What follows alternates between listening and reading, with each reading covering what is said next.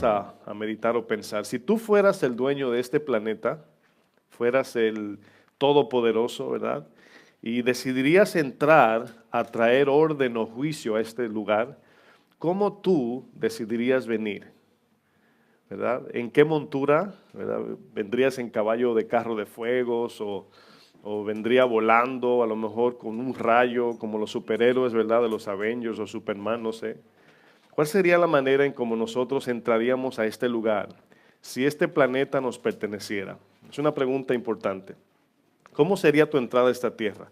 Al saber que tu propia gente te ha traicionado y que el mundo que tú creaste para las personas que están en este planeta lo han prostituido y te toca venir a poner orden. ¿Cuál sería tu entrada si tú pudieras tener esa oportunidad? Yo sé que con un contexto de Jesús se nos hace difícil responder esto porque entendemos cómo Él vino a este lugar, cómo entró a esta tierra. Lo más impactante, mis hermanos, es que si nos tomamos el tiempo, este tiempo de fin de año, para meditar en la manera que el Señor Todopoderoso, aquel que creó todo lo que existe en esta tierra, decide entrar por medio de un nacimiento virginal.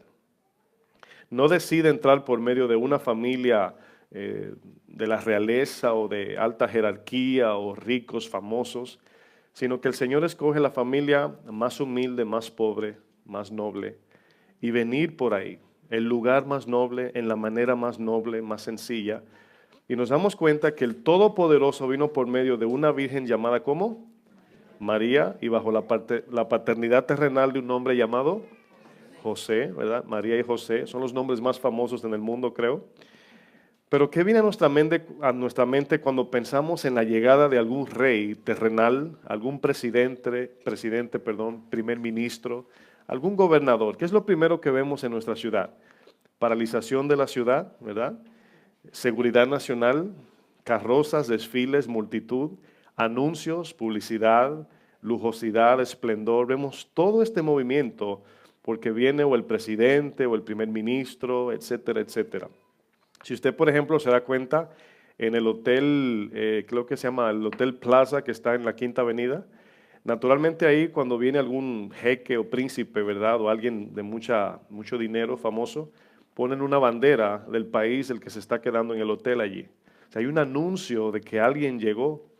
Y nos damos cuenta que este acontecimiento del nacimiento de Jesús, si nos tomamos un momento, ¿verdad? Es algo extraordinario de cómo el que tiene todas las riquezas de todo el mundo, el dueño de todo, creador, el todopoderoso, decide venir en forma de un bebé y por medio de una familia pobre, humilde.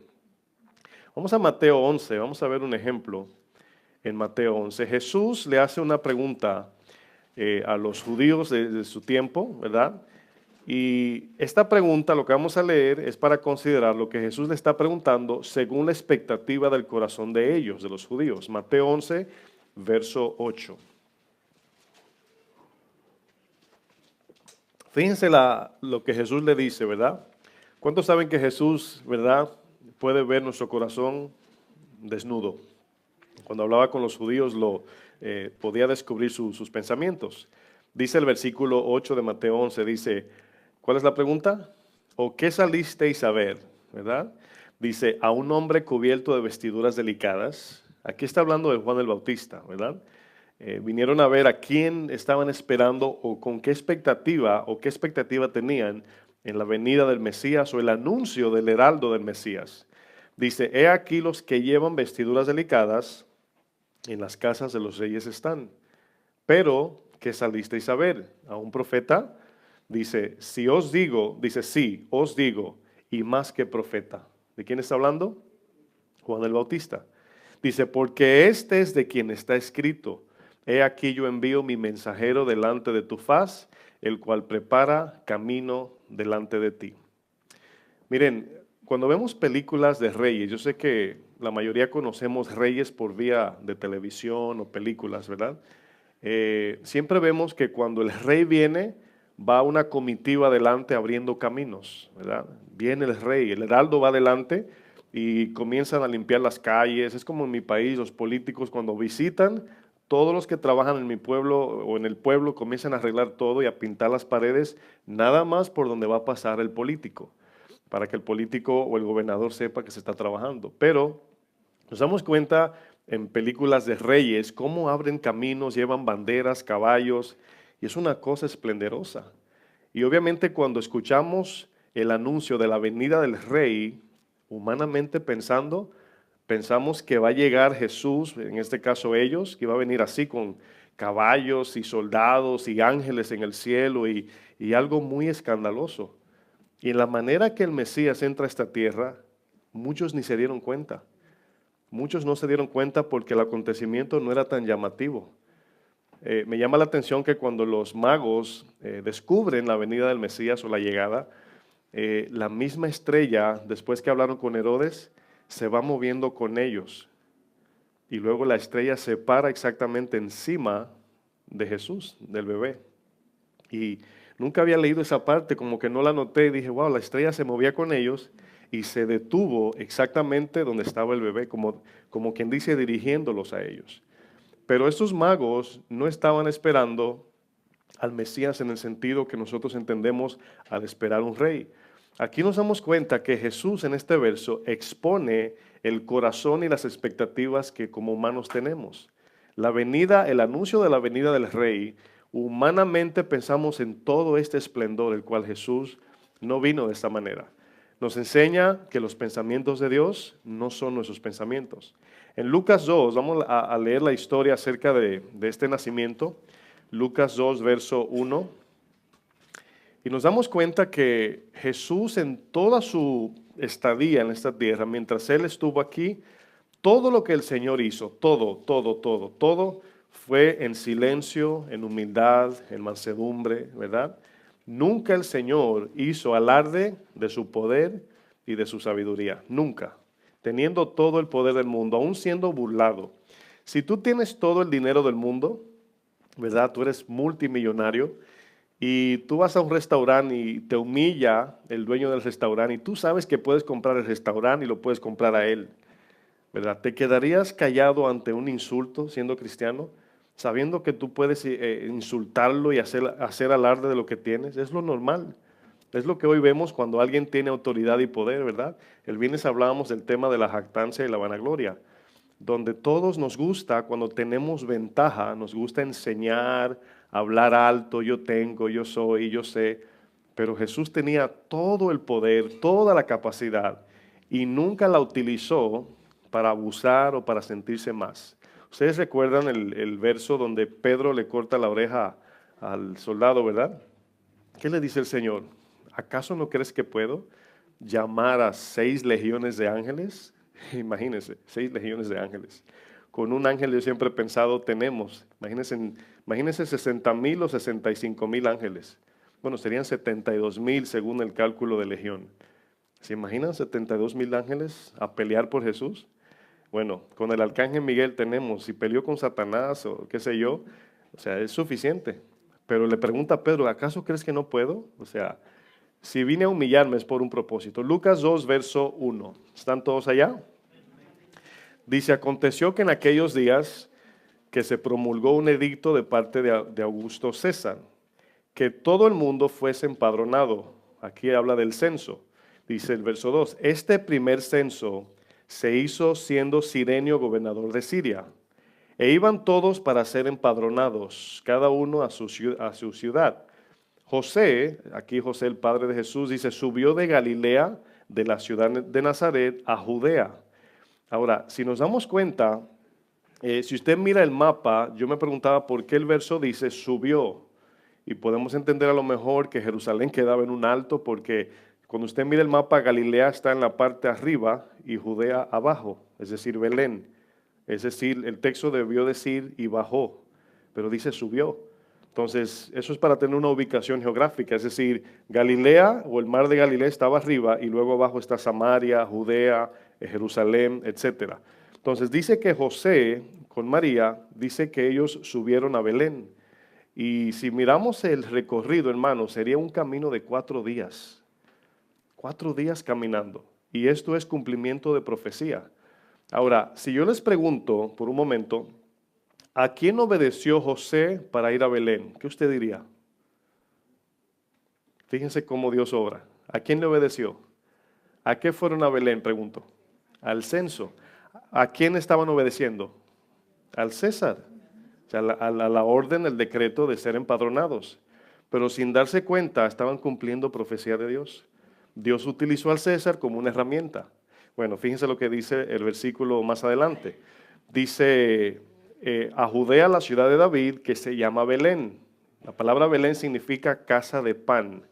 Estaba profetizado que el Mesías iba a nacer en Belén. ¿Cómo iba a llegar hasta allí? No se sabe, porque María estaba en Galilea embarazada. Imagínense, ya casi dando a luz, podemos decir. Dice, por cuanto era de la casa y familia de David, para ser empadronado con María su mujer, desposada con él. Dice, la cual estaba encinta, estaba embarazada. Pero fíjense lo que dice el 6, impactante. Y aconteció que estando ellos allí, se cumplieron los días de su alumbramiento. ¿Sabe qué tiempo hace de la profecía, de este punto a la profecía? Aproximadamente 700 años. 700 años el Señor profetiza esto. Yo quiero que usted por un segundo deje que eso caiga en su mente y se dé cuenta cómo María y José llegaron a Belén el día del censo que el César promulgó.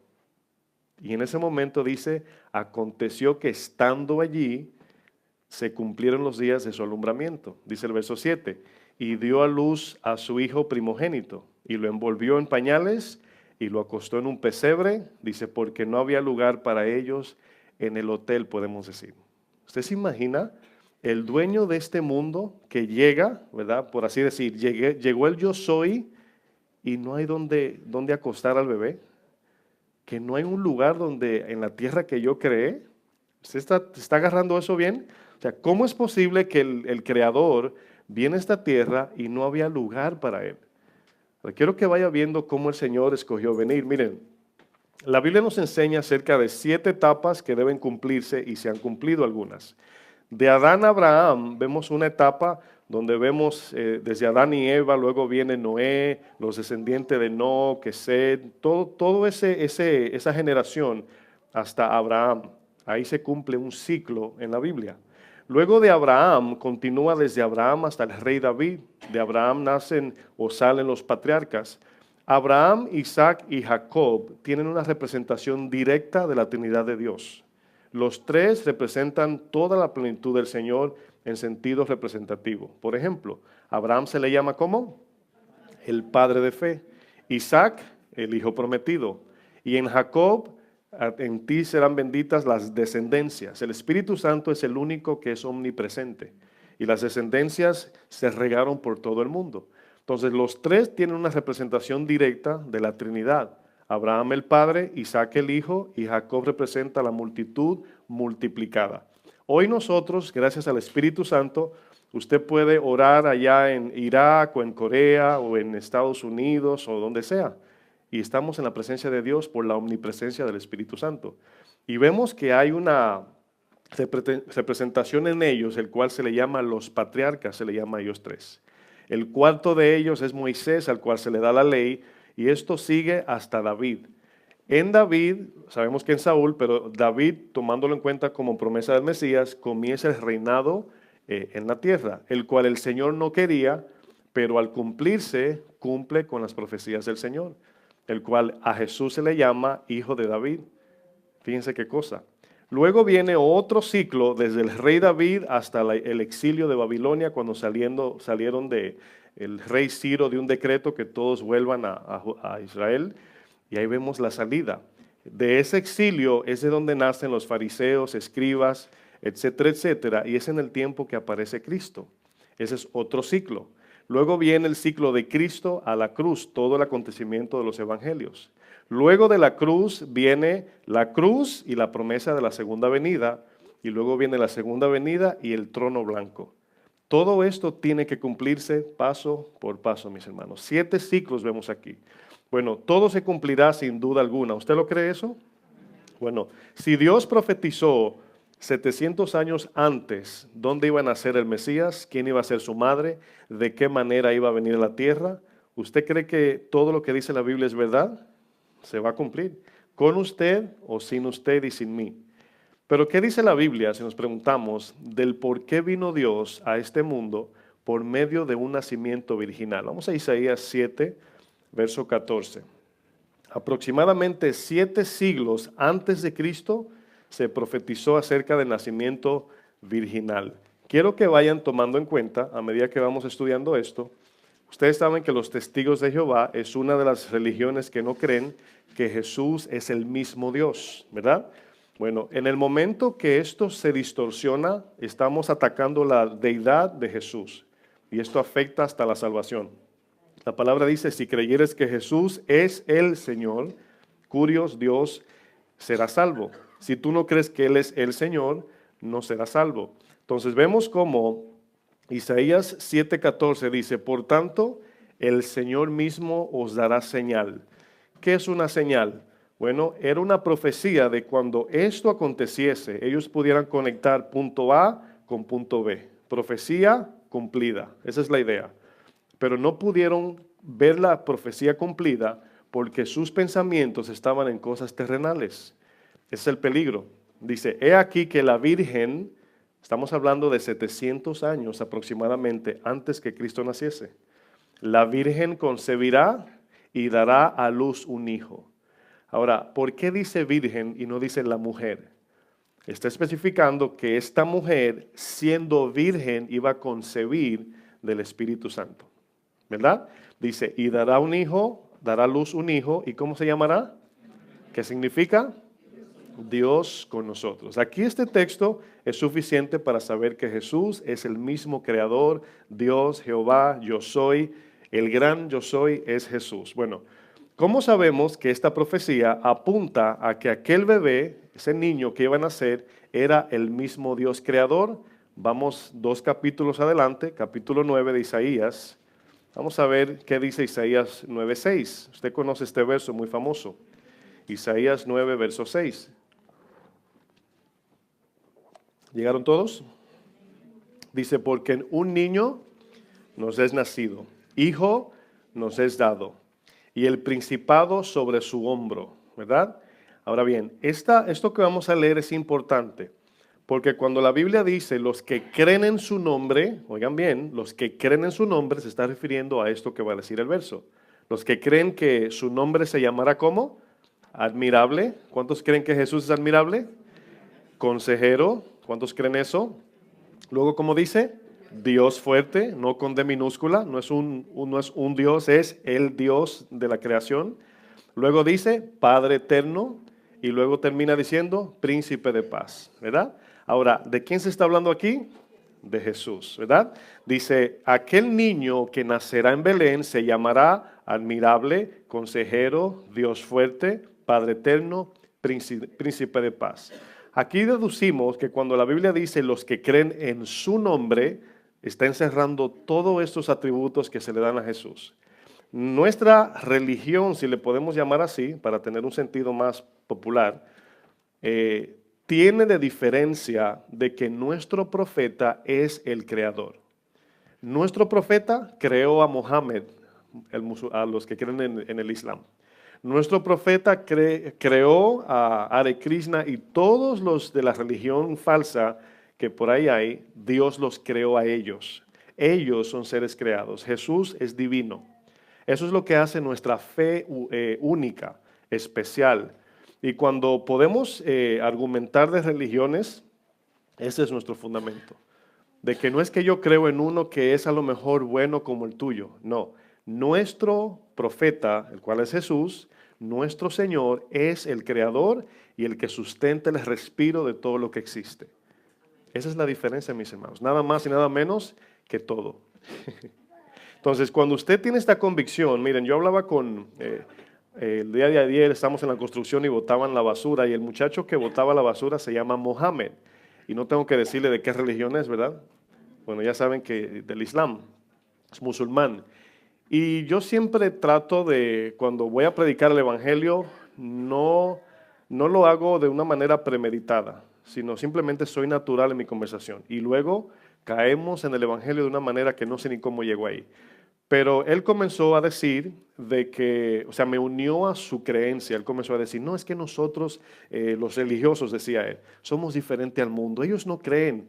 Y nos ponía como que éramos especiales aparte de los del mundo.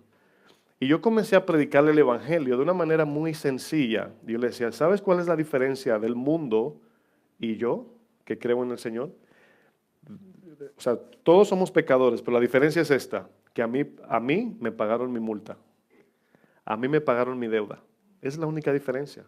Pero en condición, todos somos iguales humanamente hablando. Todos somos caídos, pecadores, etcétera.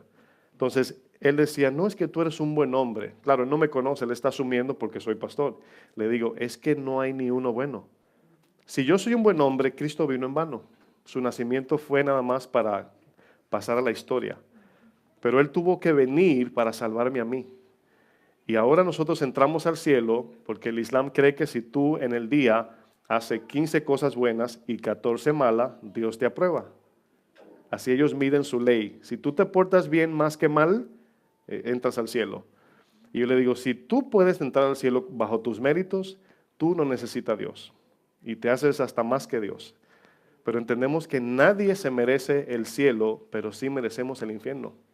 Y el Señor vino y abrazó el sufrimiento para que nosotros al abrazar esta fe entramos al cielo, no por lo que hayamos hecho, sino gracias a lo que Él hizo en la cruz. ¿Cuántos dicen amén a eso?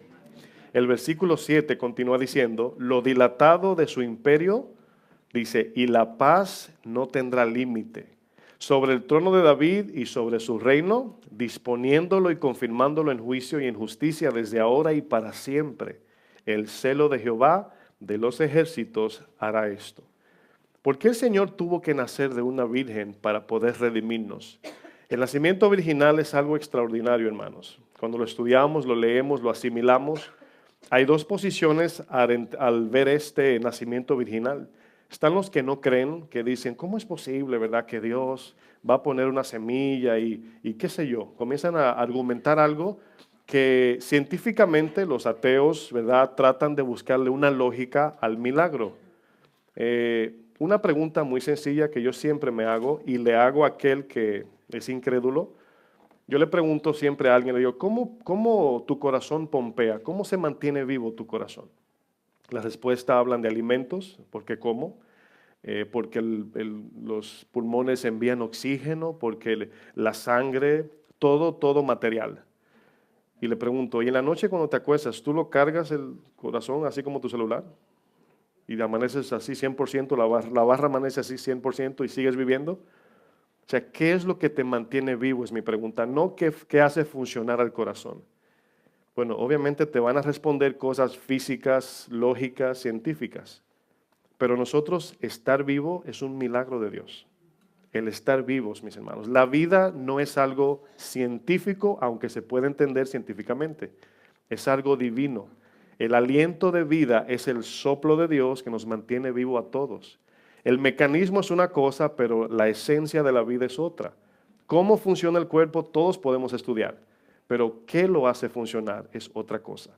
Hebreos nos dice que Él sustenta todas las cosas por la palabra de su poder. Todo lo que tiene vida está vivo porque Dios lo mantiene con vida. Fíjense qué cosa. Si Dios le toma un día libre, nos morimos todos. Todos nos morimos porque Él es el que nos da vida, respiro, etcétera. Este nacimiento virginal tenía que llevarse a cabo porque el Señor tenía que tener un ADN limpio y sin contaminación. Voy a hablar de algunos puntos de por qué el nacimiento virginal. Número 1, cumplimiento de la ley como hombre 100%. Vamos a Mateo 5, versículo 17. Tenía que venir uno que cumpliese con aquella ley que ninguno de nosotros podemos cumplir. Mateo 5, verso 17.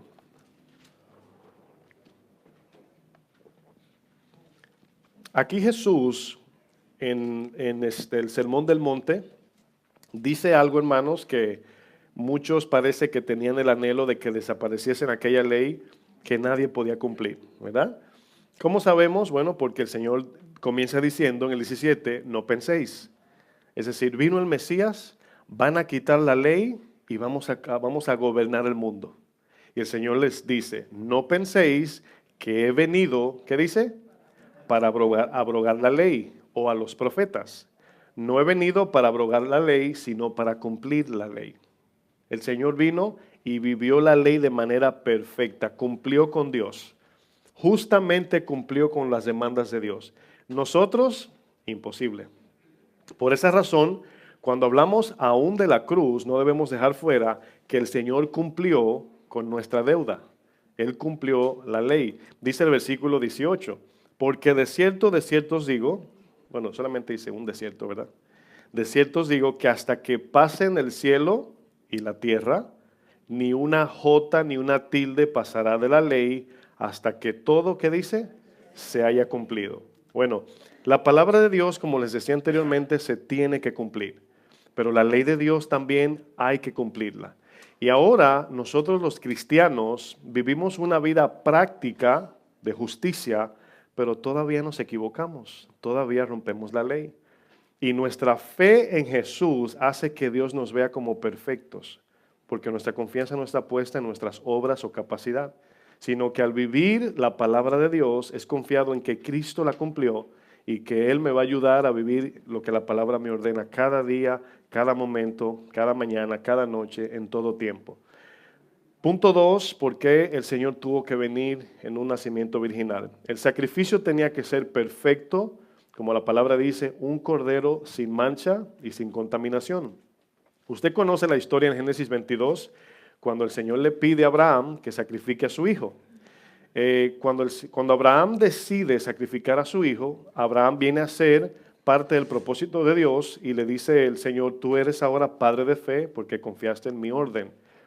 Pero aún matando a Isaac, no cumplía el propósito del perdón de pecados, porque Isaac tenía algo que no nos ayuda a que Dios nos perdone, y se llama ADN adámico. ADN adámico. El Señor le mostró a Adán que un día vendrá un sacrificio para detener la muerte, la enfermedad y tener vida eterna en Jesús. Tenía que venir un cordero, por eso en el verso 8 de Génesis 22 dice el Señor, dice Abraham, el Señor se proveerá de cordero. Cuando Isaac pregunta, Padre, aquí está el cuchillo, la leña, el fuego, pero no veo al cordero. Obviamente no estaba pensando que lo iban a matar a él, pero luego se dio cuenta que sí, ¿verdad?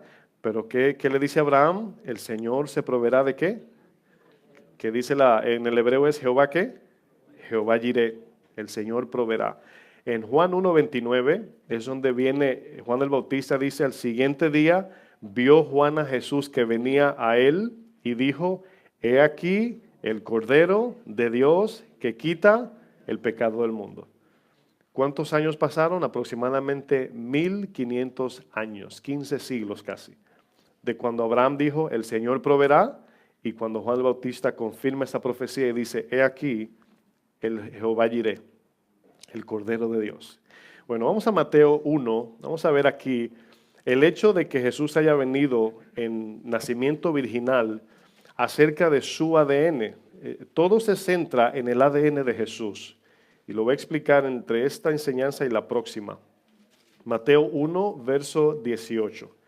Vamos a leer estos versos. Vamos a leer hasta el 23. Dice, el nacimiento de Jesucristo fue así. Estando desposada María, su madre, con José, antes que se juntasen, dice, se halló que había concebido, ¿qué dice? Del Espíritu Santo. ¿Verdad? Es importante este acontecimiento. José, su marido, como era justo y no quería infamarla, quiso dejarla secretamente. Y pensando él en esto, he aquí un ángel del Señor, ¿verdad? Le apareció en sueños y le dijo, José, hijo de David, no temas recibir a María tu mujer, porque lo que en ella es engendrado, es importante esa palabra, engendrado del Espíritu Santo es. Ahora, quiero decir esto porque llegará el momento que a ustedes como cristianos hasta lo pueden hasta burlar, porque todos humanamente y científicamente entendemos que para poder salir embarazada, ¿verdad? Tiene que haber una consumación conyugal, tiene que haber una unión íntima, física, con toque, roce. Y siempre va a venir, no va a faltar uno que comience a juzgar el nacimiento de Jesús, porque ya le han llamado, ya hay películas de que Jesús se acostó con María Magdalena, hay películas de que Jesús es gay, no sé si han visto el anuncio de Netflix. Bueno, van a surgir muchas cosas. Nosotros tenemos que tener una base bíblica para saber no solamente defender eso, sino cómo contrarrestar esto en nuestro corazón. Porque cuando alguien te tira una lógica y tú no tienes fundamento bíblico, te vas a confundir. Vas a decir, ay, pero es lógico lo que él dice. Esto no es cuestión de lógica, es cuestión de milagro. Ese es el poder de Dios. Pero el texto lo va a especificar por lo mismo que estoy hablando. Dice el texto 21, verso, y dará a luz un hijo y llamará su nombre, ¿cómo? Jesús. ¿Por qué el Señor tiene tantos nombres, verdad? Y siempre hemos estudiado que es por lo que Él es, hace y sus atributos. El nombre del Señor para nosotros en general es Padre Eterno, nuestro Padre Celestial. Cuando le pedimos le decimos Padre. Pero cuando vemos la Biblia que le llama Jehová Jireh, Jehová Rafa, Jehová Nisi, Jesús, Cristo, todos estos nombres significan algo que Dios hace o cumple. Jesús en el hebreo es la palabra Yeshua, que significa Jehová salva. Eso significa, imagínense cuando llamaban a Jesús, Jesús, en hebreo era Yeshua, le decían, ellos entendían seguido que significaba el Salvador. Por eso el texto dice, su nombre se llamará Jesús. ¿Por qué? El texto dice, porque Él salvará a su pueblo de sus pecados. Por eso le pusieron Jesús. Verso 22. Todo esto aconteció para que se cumpliese lo dicho por el Señor por medio del profeta cuando dijo, he aquí una virgen concebirá, y dará a luz un hijo. Lo leímos en Isaías 7:14. Y llamará su nombre Emmanuel, que traducido es Dios con nosotros, ¿verdad? Bueno, todo aquel que es nacido de sangre adámica, mis hermanos, nace muerto espiritualmente, incapaz de amar, incapaz de cumplir la ley, incapaz de perdonar, incapaz de amar al prójimo como se ama a sí mismo, incapaz de no ser egoísta, etcétera, etcétera. Pero Jesús viene y nos ahora, por el derramamiento de su sangre, por su nacimiento y por su vida, es decir, su nacimiento, su vida y su muerte y resurrección, nos damos cuenta que recibimos la sangre que nos limpia de toda maldad. Esa sangre que derramó el Señor. Vamos a ver otro ejemplo en Lucas 1. Aquí nos damos cuenta, hermanos, y nos preguntamos, ¿qué diferencia tiene el nacimiento de Jesús al nacimiento de Adán? Adán, obviamente, no nació, si usted se da cuenta, Adán fue creado, ¿verdad? Dios lo creó. Pero nos damos cuenta que Jesús no es un ser creado, Jesús entró por el vientre de María a este mundo. La entrada a este mundo de Jesús fue por vía de María. Bueno, en Romanos 5:12, si mi mente no me falla, dice, por cuanto el pecado entró por un hombre a este mundo, dice, así también la muerte. Y dice, y la muerte pasó a todos por cuanto todos pecaron. Entonces, quiero que entiendan eso lo que dice, por cuanto el pecado entró por un hombre a este mundo. Asimismo, inversamente vemos a Jesús por cuanto la vida entró por un hombre a este mundo. Es la misma manera. A diferencia que por Adán entró la muerte, por Jesús entró la vida. Entonces, la entrada a este mundo, vemos que Jesús o el Señor escogió entrar por medio de un nacimiento. Él pudo haber abierto el cielo y descender. Como cuando Nimrod, ¿verdad? Estaba en el Génesis 11, edificaban la torre. Dice, no, descendamos, ¿verdad? Pudo haber venido de miles maneras. Se pudo haber aparecido como un ángel. Pero vino en manera de bebé, de niño. En Lucas 1, verso 30, dice, entonces el ángel le dijo, María, no temas. ¿Por qué le decía no temas? Obviamente la presencia de un ángel era algo que producía temor. Dice, porque has hallado gracia delante de Dios. Aquí vemos que la razón por qué el Señor escogió a María no era porque María tenía algún atributo, era todo lo contrario. María era la más pobre, la más humilde, y halló gracia ante el Señor. Dice el 31, y ahora concebirás en tu vientre y darás a luz un hijo y llamarás su nombre Jesús. Este será grande y será llamado Hijo del Altísimo, y el Señor Dios le dará el trono de David, su padre, y reinará sobre la casa de Jacob para siempre, y su reino no, ¿qué dice? Tendrá fin. Ahora quiero que por un momento también absorban eso. ¿Su reino qué dice? No tendrá fin. No tendrá fin el reino de Dios, es eterno. Dice el 34, entonces María hace una pregunta científica. ¿Por qué digo científica? Porque es obvio que para poder concebir biológicamente tiene que haber una consumación conyugal o una intimidad entre dos parejas, ¿verdad? Es lo normal, es lo científico. Bueno, ¿ah?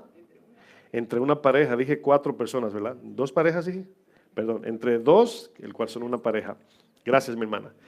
Y nos damos cuenta de algo, de que María hace una pregunta muy normal. Su pregunta, ¿usted cree que es normal, sí o no? ¿Sí o no? Claro que sí, como cuando Zacarías también dijo, ¿cómo? O sea, ¿cómo voy a tener un hijo si mi esposa es estéril? Bueno, aquí nos damos cuenta de algo, hermanos. Miren, Dios le daba hijos a estéril, ¿verdad? A quien tenía su vientre, ¿verdad? Seco. Pero también vemos que Dios también le daba hijos a aquellos que no consumaban en el orden biológico para tener un bebé. María pregunta algo muy normal, dice, ¿cómo será esto? Pues no conozco varón. Es decir, no he tenido esposo, no me he acostado con él, no sé cómo va a pasar. Ahora, quiero que noten lo que dice el 35, es importante. Respondiendo el ángel le dijo, el Espíritu Santo, dice, vendrá sobre ti. El Espíritu Santo. El Espíritu Santo es algo que no tiene cuerpo físico. El Espíritu Santo es algo invisible, intocable. Es el poder de Dios, la persona de Dios, la tercera persona de Dios que no tiene cuerpo físico. Estudiamos hace unas, creo que semanas ya, de que dentro del tabernáculo hay uno de los instrumentos que no tiene madera, una sola, y ese es el candelabro, ¿verdad? El candelabro no tiene madera, es oro puro. La madera representa lo humano y el oro representa lo divino. Todos los utensilios del tabernáculo tienen madera y están cubiertos de oro, pero el candelabro es puramente oro. Esto habla de la divinidad del Espíritu Santo. Bueno, el texto dice que el Espíritu vendrá sobre ella. Quiero que vayan tomando notas. Luego dice, y el poder del Altísimo te cubrirá con su sombra. Les voy a hacer una pregunta a ver si se acuerdan, a ver los bíblicos aquí. Dígame un verso que diga sombra en la Biblia. Un versículo, ¿quién me dice? Ok, exacto. Salmo 91:1, ¿qué dice? El que habita a la sombra del Altísimo morará el abrigo del Altísimo morará bajo la sombra del Omnipotente. Ando con los versos cruzados hoy. Bueno, el que habita al abrigo del Altísimo morará bajo la sombra del Omnipotente. ¿No es cierto que cuando pensamos de sombra pensamos en algo negro? ¿Sí o no? Oscuro, ¿verdad? Pero dice Santiago 1:17 que en el Señor no hay sombra de variación. Entonces, sombra significa protección, cobertura, ¿verdad? Cuidado. Es como una sombrilla, estamos debajo de la sombra de la sombrilla, por así decir, pero no está hablando de una sombra negra, está hablando de una protección. A mí me llama la atención que el texto dice, el poder del Altísimo te cubrirá. ¿Cómo iba María a recibir la semilla? Por el poder de Dios. ¿Sí se están dando cuenta? El Señor cubrirá, el Omnipotente la cubrirá. Dice, por lo cual el santo ser que nacerá será llamado Hijo de Dios. ¿Cómo se efectuó esto? Bueno, es importante. María recibe el ADN directamente del Padre por medio del poder espiritual de Dios. Esta obra milagrosa de parte de Dios, hermanos, la recibió María por fe. Por fe, así la recibió. El verso 38, ¿qué dice? Entonces María dijo, he aquí la sierva del Señor, hágase conforme a tu palabra. ¿Cómo recibió María la semilla? Por fe. Bueno, aquí viene la pregunta que, porque somos humanos, surge, ¿verdad? ¿Cómo recibió o cómo entró la semilla en María? Si no tuvo contacto con Dios, si no fue un acto sexual. Bueno, a mí me llama la atención esto porque la palabra claramente dice, el poder del Altísimo te cubrirá. Miren, la Biblia nos enseña que el nuevo nacimiento en nosotros lo recibimos por el oír. María recibió la semilla por el oír. Ya, el ángel le dio el mensaje, ella dijo, hágase conforme a tu palabra, y ya, listo, ahí estaba la semilla. La recibió por fe.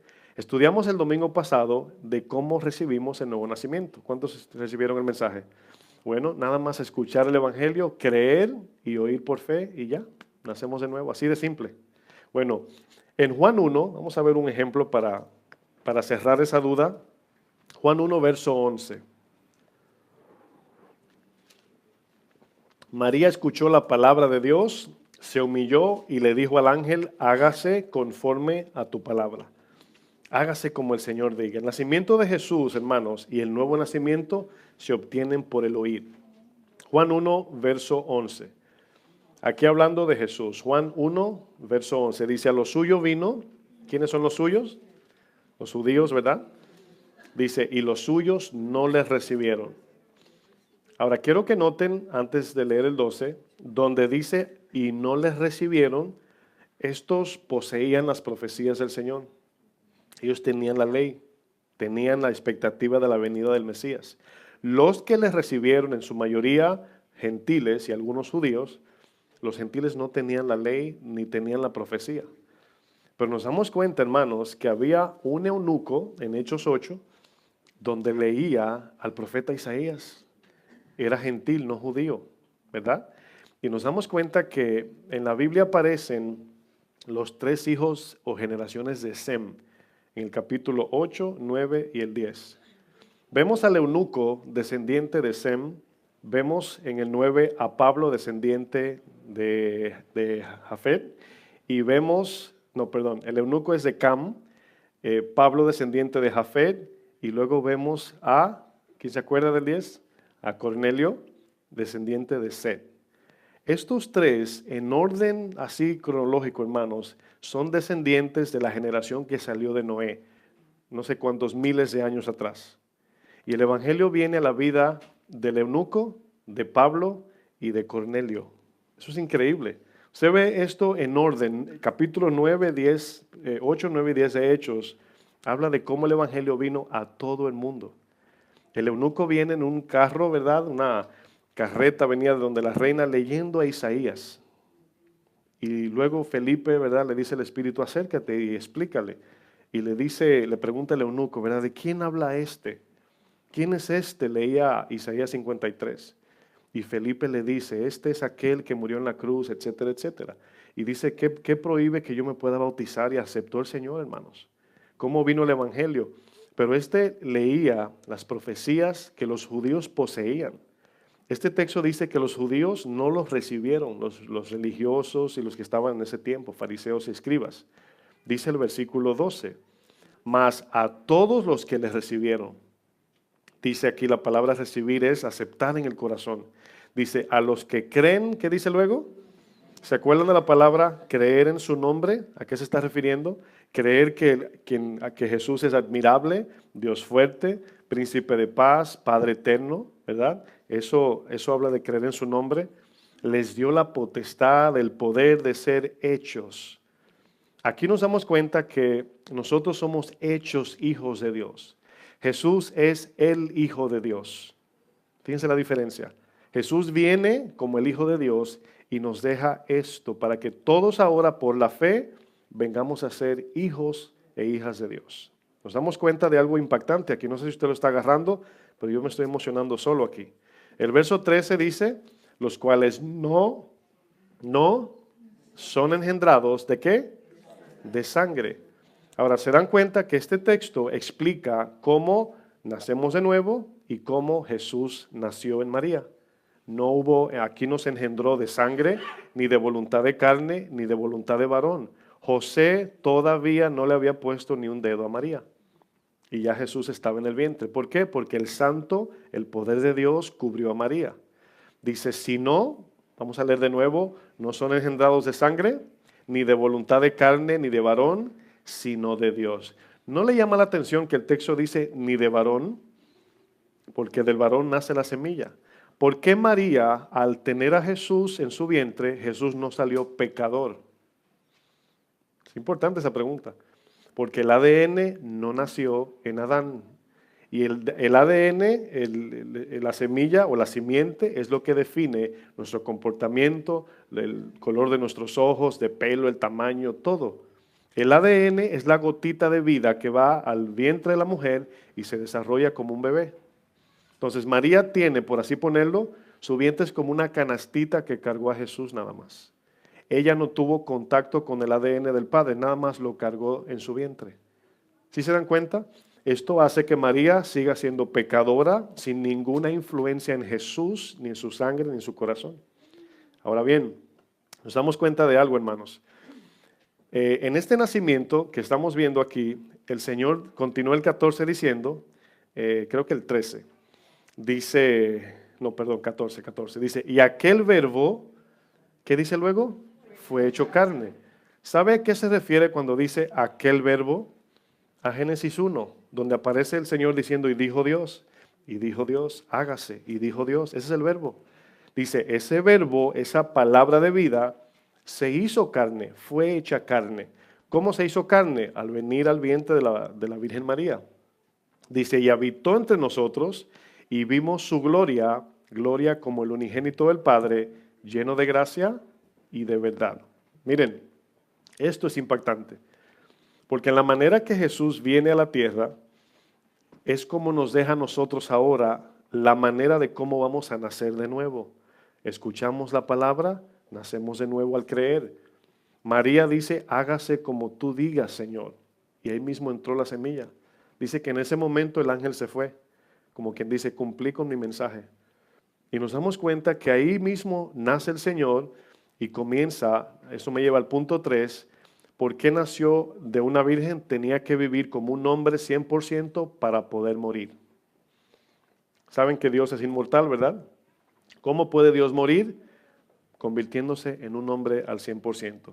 Si Él no muere, si no hay derramamiento de sangre, no hay remisión de pecados. Por esto que estamos estudiando es la razón por qué decidió venir en forma de niño. Mateo 26, verso 28.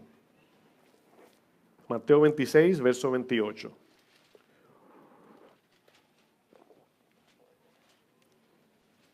Aquí Jesús está en lo que llamamos en la iglesia la Santa Cena, el cual hacemos de manera simbólica.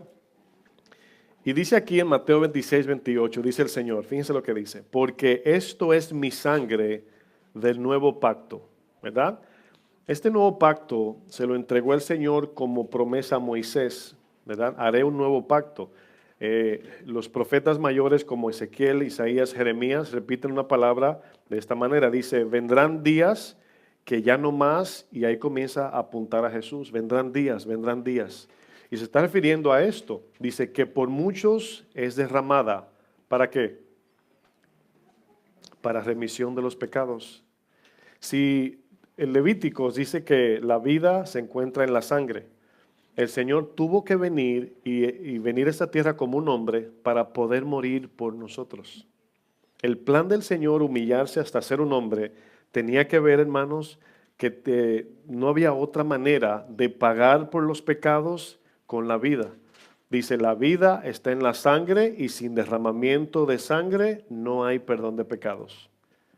Si el Señor no muere, no había perdón de pecados. Pero vamos a juzgar un poquito. No de manera condenatoria, sino a pensar. Señor, no había otra manera de que no fuera a la cruz, de que no fuera Jesús, a lo mejor alguien, ¿verdad? Y aquí es donde entendemos por qué Jesús es exclusivo. La sangre de Jesús nació ¿de dónde? De Dios, del Padre, ¿verdad? Esa sangre derramada era perfecta. La de nosotros contaminada y manchada. ¿Por quién? Por Adán y el pecado. La muerte perfecta tenía que ser de uno perfecto.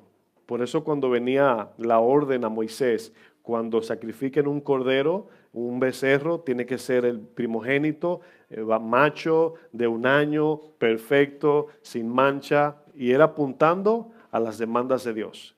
Y aún el Señor demandando eso, nunca pudieron agradar al sacrificio perfecto. Si Dios sabía que no le iba a agradar, ¿por qué lo hizo? Dándole la oportunidad al hombre que entienda que no puede. Eso hoy produce adoración en nosotros. Como yo no puedo, en Dios confío. Amén. Primera de Pedro 1, versículo 18. Vamos a ver más ejemplos. Primera de Pedro 1, 18.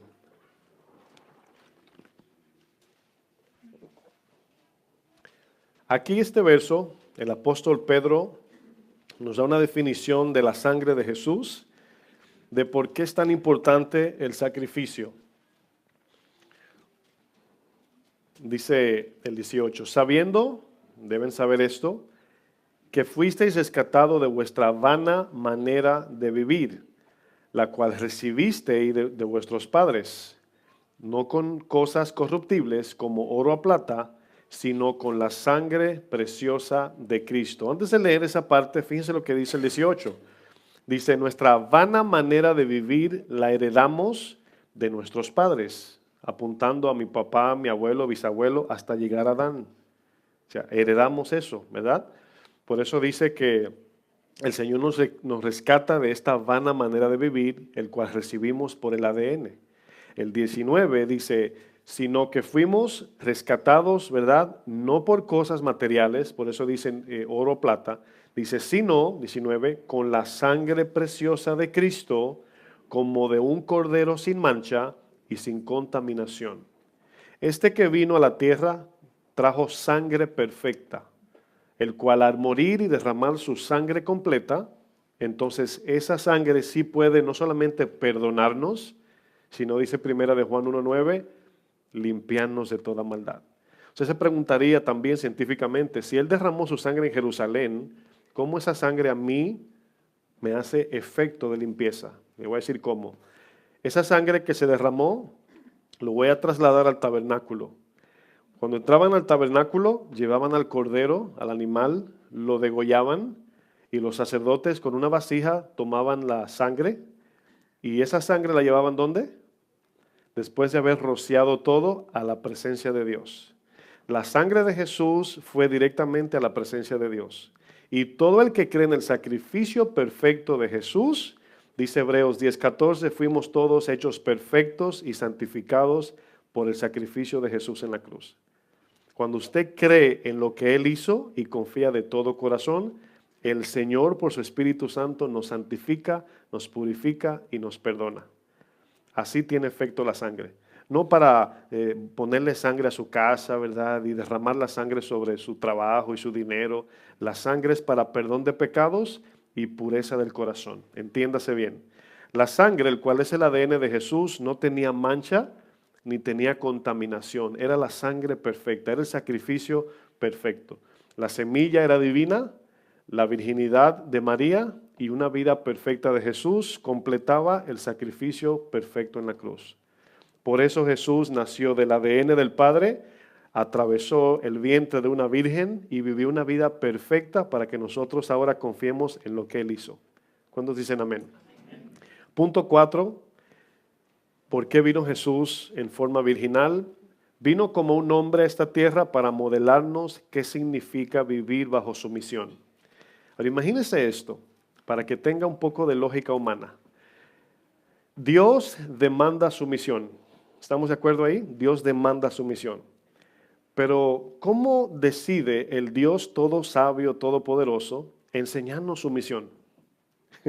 Él se somete. Fíjense qué impactante, mis hermanos. El Dios que demanda sumisión, ¿qué hace? Se somete. Filipenses 2, verso 5. Vamos a buscar ahí para mantenerlos despiertos, que ya el frío le está dando sueño. ¿Verdad? Es la silla y el frío. Yo sé que no es mi predicación. Filipenses 2, verso 5. Aquí vemos lo que este texto dice, mis hermanos. Dice, haya pues en vosotros este sentir que hubo también en Cristo Jesús. ¿Qué sentir tuvo el Señor?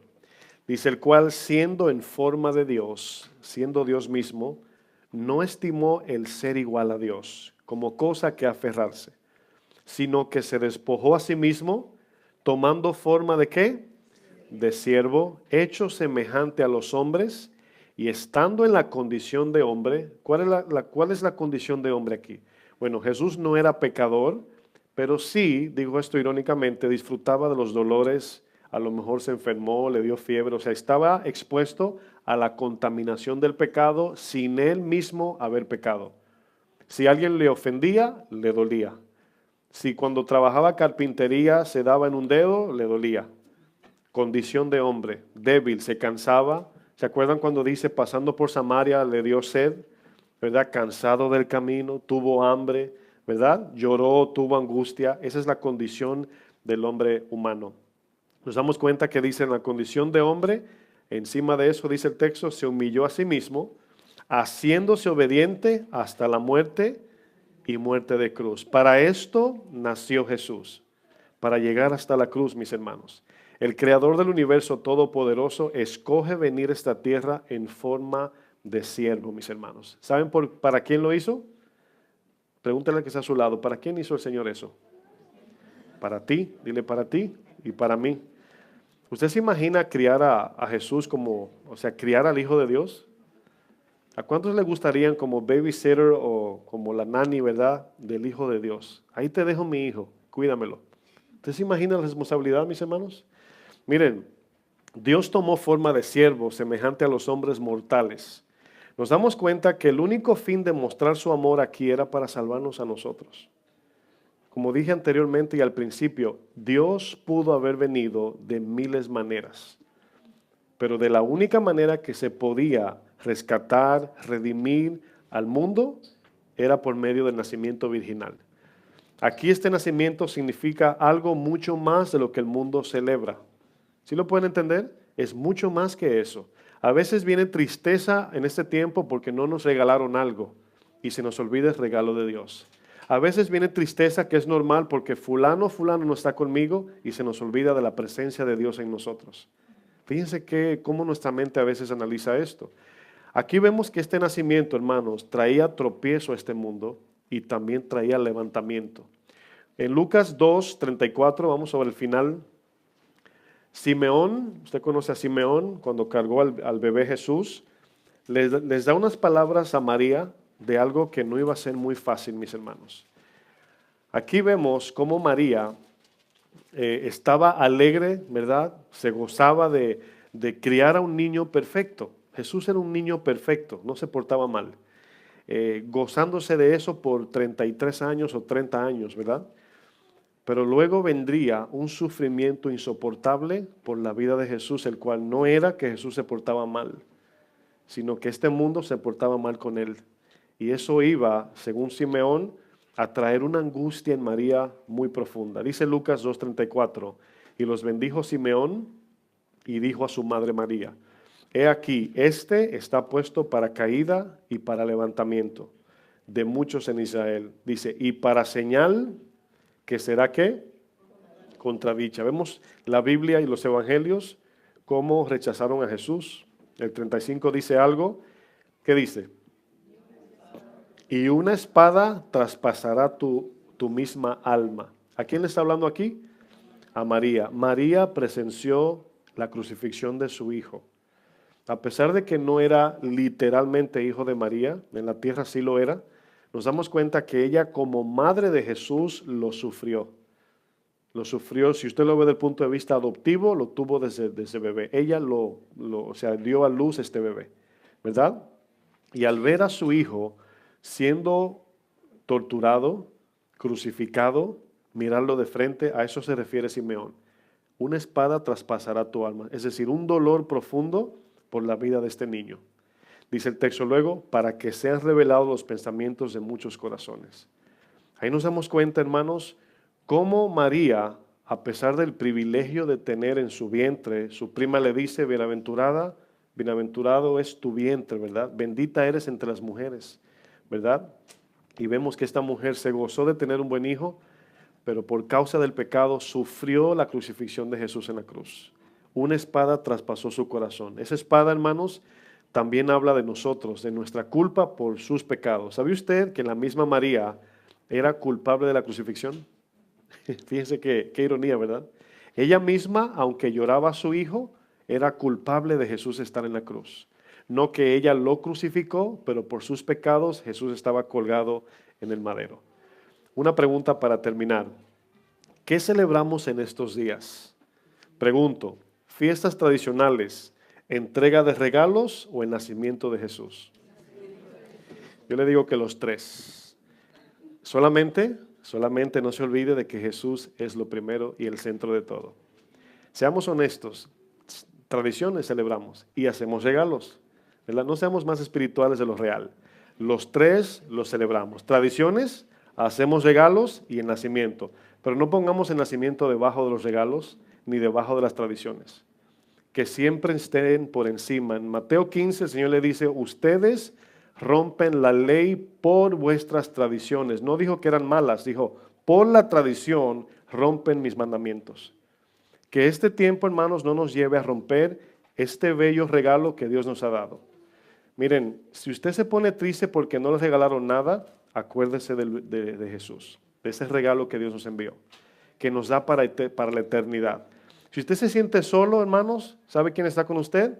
El que en Mateo 28 dijo, yo estaré con vosotros todos los días, lunes, martes, miércoles, jueves, viernes, sábado y domingo, hasta el fin del mundo. ¿Verdad? ¿Están de acuerdo? Tienen cara de triste, pero yo sé que lo recibieron. Póngase de pie, por favor. Dios es bueno, mis hermanos. Yo estoy contento porque al pensar en eso, hermanos, crea un gozo de saber que un hijo, ¿verdad?, ha nacido, un Salvador nos ha sido dado, hermanos. Y yo pensando en esto, pensaba cuando los mineros en Chile quedaron atrapados. ¿Usted se imagina usted en un lugar atrapado sin esperanza de que alguien lo quiere sacar de allí? O sea, nada más de pensar de que nadie está pensando en usted. Usted está atrapado en un lugar. Este mundo, hermanos, es como un lugar atrapado donde Jesús ha entrado para sacarnos. Y el nacimiento virginal de Jesús habla de que Él ha venido para salvarnos de nuestros pecados, de la condenación del mismo Dios. Y ese regalo, hermanos, lo podemos abrazar o lo podemos menospreciar. Ese regalo, hermanos, produce no solamente vida eterna, sino llena el corazón, nos llena de gozo, de satisfacción, completa lo faltante. Ese regalo, hermanos, usted puede cerrar una caja vacía y cuando usted la abra, acuérdese de Jesús. Diga, gracias, Señor, con la cajita vacía. Amén. Oramos. Padre, tú eres bueno, Señor. Queremos en este momento darte gracias por el regalo más grande que podemos recibir, Señor. Es tu Hijo. Ahora sabemos que gracias a ese nacimiento, Jesús está a la diestra del Padre sentado en el trono, Señor, gobernando desde allí, esperando que todos sus enemigos sean puestos por estrado de sus pies, Señor. Mientras tanto, aquí estamos, Señor, peleando la batalla de la fe cada día, Señor, pidiéndote que nos ayudes. Ya nos diste tu Hijo, ya murió en la cruz, pero ahora tú nos has dejado el Espíritu Santo, Señor. Yo te pido, mi buen Dios, que nos sigas guiando, pero que nosotros podamos también seguir siendo agradecidos por ese maravilloso regalo, Señor. Así como cuando nos ponemos contentos con algo que queríamos, con mucho ímpetu, Señor, recordamos que aquel regalo que tú nos diste no lo pedimos, pero era el que más necesitábamos, Señor. Te bendecimos, te damos gloria y gracias, Señor. En el nombre de Jesús, que el Señor les bendiga, mis hermanos.